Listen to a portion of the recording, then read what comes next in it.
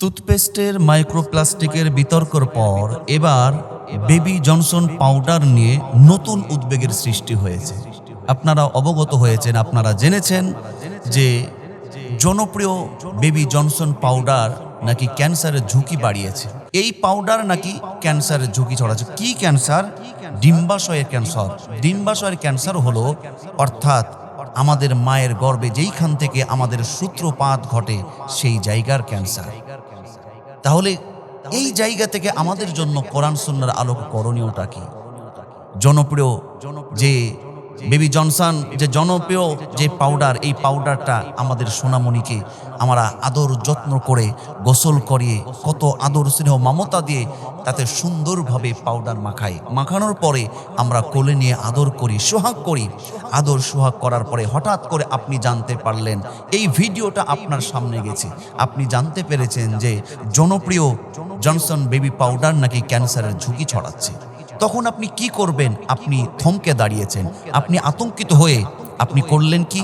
এই baby Johnson পাউডারটা আপনি ডাস্টবিনে ফেলে দিলেন। আপনার সন্তানকে আপনি গোসল করালেন, আপনি নিজে গোসল করলেন। এক পর্যায়ে গোসলের পানিটা কোনোভাবে নদীতে গেল, পানিতে গেল। সেই পাউডারের ক্যান্সারের সেই পদার্থটা সেইটা কিন্তু পানির সঙ্গে মিশে গেল। সেই পানি পুকুরের মাছ পান করলো। কোনোভাবে সেই মাছ আপনি ক্রয় করে আপনি পান করলেন। একটু চিন্তা করতে পেরেছেন? চারিদিকেই আমাদের বিপদ আর বিপদ, বাঁচার উপায় নাই। করণীয়টা কি?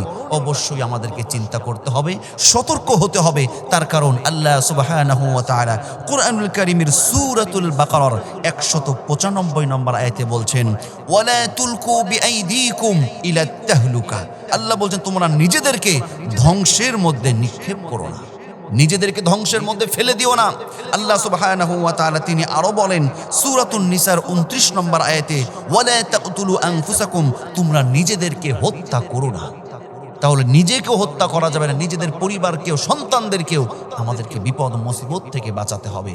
আপনারা দেশ জুড়ে লক্ষ্য করেছেন যে আমেরিকায় যে প্রতিষ্ঠানটি জনপ্রিয় জনসন বেবি জনসন পাউডার, এটা গ্রাহকরা দাবি তুলেছে, তারা অভিযোগ তুলেছে এই পণ্যের ব্যবহারের ফলে ডিম্বাশয় ক্যান্সার হচ্ছে।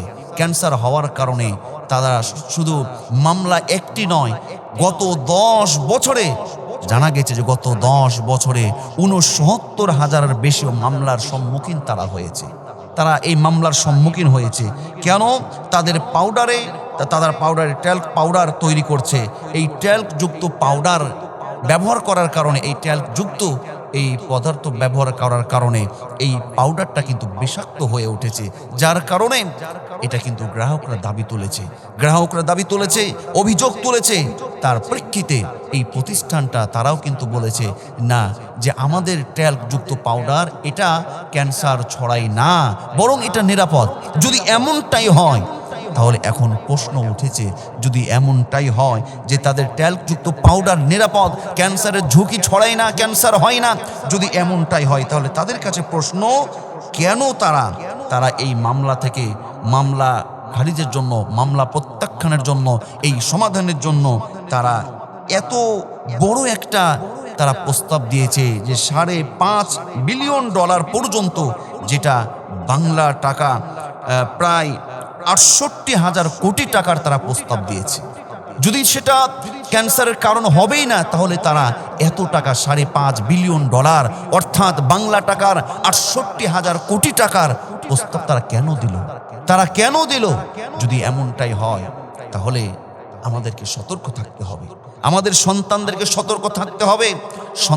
আপনার সন্তানকে আদর স্নেহ মমতা ভালোবাসা দিয়ে আপনি জনপ্রিয় এই বেবি জনসন পাউডারটা তুলে নিয়েছেন, কিন্তু এটা সন্তানের জন্য কল্যাণকর না হয়ে যদি ক্ষতি করা হয়, তবে এখনই থামুন।